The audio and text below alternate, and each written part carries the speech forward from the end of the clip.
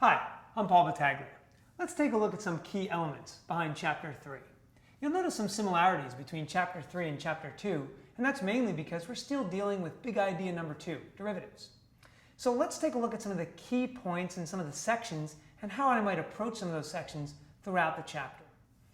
3.1 and 3.2 will start with two very important theorems. 3.1 will talk about the extreme value theorem, and 3.2 will lead students through the most widely tested and most applicable theorems in calculus, the mean value theorem.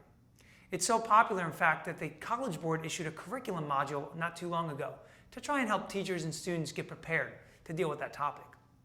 Now, in the middle of the chapter, sections 3.3, 3.4, and 3.5, students will encounter a lot of testing, and what they're looking for here is the ability to connect a function, its derivative, and its second derivative, all leading them to the ability to either sketch a curve or to read a curve and know some of the key characteristics from a first derivative or second derivative graph. Now, after we get out of section 3.5, students will end up in section 3.6 and 7. 3.6 deals with optimization, and here, students have the ability to solve applied problems, very much like they did in Chapter 2 with related rates. Finally, Chapter 3.7 will deal with differentials.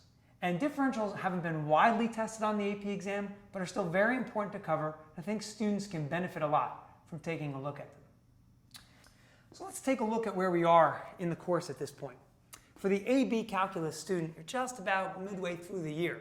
Might be a good idea for a teacher to try and assess where the class is. I like to aggregate some multiple choice and free response questions at this point. Make sure you have some calculator active questions, some non-calculator questions, so that we can gauge what students know and if there's any topic we need to maybe double back on and clean up before we move forward. I hope these tips are helpful for you. I'm sure you'll have a great experience in Chapter 3.